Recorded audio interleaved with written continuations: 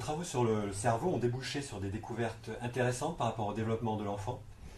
Alors d'abord, elles sont novatrices d'un point de vue technologique, c'est-à-dire que pendant tout le XXe siècle, la psychologie scientifique et expérimentale de l'enfant étudiait les comportements, c'est-à-dire les réponses de l'enfant, ses actions, le temps qu'il mettait pour répondre, ce qu'on appelle le temps de réaction, mais on ignorait ce qui se passait dans ce qu'on appelle la boîte noire, c'est-à-dire à l'intérieur de sa tête, dans le cerveau de chaque enfant. Or, ce sont des millions de cerveaux qui vont tous les jours à l'école et on dispose aujourd'hui technologiquement de caméras qu'on appelle d'imagerie cérébrale, qui permettent de voir ce qui se passe dans le cerveau des enfants, les réseaux de neurones qui s'activent, alors qu'ils sont en train de résoudre un problème, de répondre à une question. Donc la nouveauté est là, et plus spécifiquement, on étudie à travers ces réorganisations du cerveau de l'enfant, du bébé à l'adolescent, les stades du développement de l'intelligence.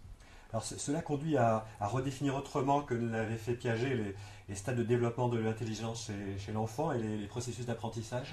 Oui, parce que la théorie de Piaget, qui est fondatrice, essentielle, décrivait néanmoins le développement de l'enfant sous forme très linéaire, hiérarchique, comme on monte les marches d'un escalier avec des grands stades, des grandes organisations de la pensée qui se succèdent les unes aux autres. C'est vrai, on remarque bien qu'il y a des stades dans le développement de l'enfant, mais quand on explore ce qui se passe réellement dans le cerveau, c'est beaucoup plus complexe que cela. On observe qu'un stade donné est en fait plusieurs façons de résoudre un problème, plusieurs réseaux de neurones, plusieurs stratégies qui entrent en compétition, et que parfois l'enfant se trompe. On croit qu'il n'est pas encore arrivé au bon stade de développement. Or, il a la bonne réponse, il a la bonne solution, mais il se trompe par incapacité d'inhiber ce réseau neuronal et la stratégie cognitive, intellectuelle qui y correspond. Et donc, son problème est plus un problème de compétition entre différents modes de compréhension de son cerveau que nécessairement d'être ou de ne pas être à un stade donné. Donc, ça rend plus complexe et moins linéaire le développement cognitif et cérébral de l'enfant. Parlez-nous un peu de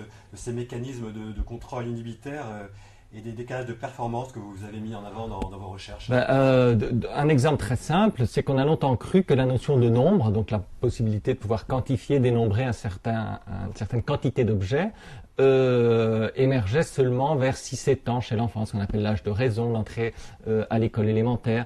D'autres travaux plus récents ont découvert que déjà chez le bébé, dès 4-5 mois, au niveau de ses réactions visuelles, on peut voir qu'il est surpris par des événements numériques, arithmétiques, possibles ou impossibles. Si on crée des résultats inexacts, par exemple 1 plus 1 est égal 3. Donc des tas d'autres recherches intermédiaires ont permis de découvrir qu'il y avait des compétences numériques dans le cerveau de l'enfant beaucoup plus précoces. Donc ces travaux d'imagerie cérébrale ont pu montrer que quand l'enfant se trompe jusqu'à 6-7 ans dans une tâche par exemple où on met 4 objets écartés, 4 objets resserrés, il y a le même nombre, mais l'enfant dira il y en a plus là où c'est écarté parce que c'est plus long.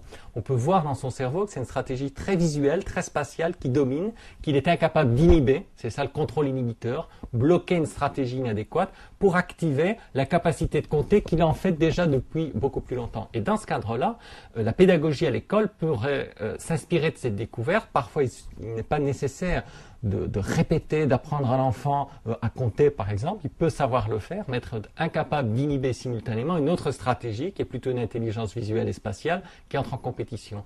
Dans un autre cas de figure, ce sera l'intelligence visuelle et spatiale qui sera la bonne solution. Il faudra inhiber une intelligence plus mathématique, par exemple. Et la nouveauté de ces travaux, c'est ça, c'est de montrer que l'intelligence est multiple, mais que pour gérer cette intelligence multiple à tous les âges de l'enfance, il faut un contrôle inhibiteur qui permet d'inhiber une forme d'intelligence quand elle est inadaptée et de l'activer dans une autre situation. C'est aussi ce qu'on appelle la flexibilité intellectuelle. Les applications, comme je l'évoque un peu, c'est d'apprendre à l'enfant à inhiber, mais dans le sens positif du terme, c'est-à-dire être capable d'inhiber une impulsion, d'inhiber une réponse spontanée, ce qu'on appelle aussi le switching, être capable de switcher très rapidement d'une stratégie ou d'un mode d'intelligence à l'autre. Et très souvent, l'école, comme vous le savez, a énormément renforcé une forme d'intelligence particulière, l'intelligence logico-mathématique par exemple, qui reste très importante. Mais parfois, il y a des blocages, des erreurs dans l'intelligence logico-mathématique qui sont simplement dues à un défaut d'inhibition, de changement de stratégie par rapport à une autre forme d'intelligence. Il faut apprendre à l'enfant, en fait, et c'est ça les voies pour ce type de pédagogie, à jongler entre ces différentes intelligences. Mais pour jongler, il ne faut pas seulement avoir la souplesse de jongler, il faut aussi être capable d'inhiber ce qu'on fait le plus naturellement. Et c'est ça l'idée du contrôle inhibiteur sous forme d'application psychopédagogique.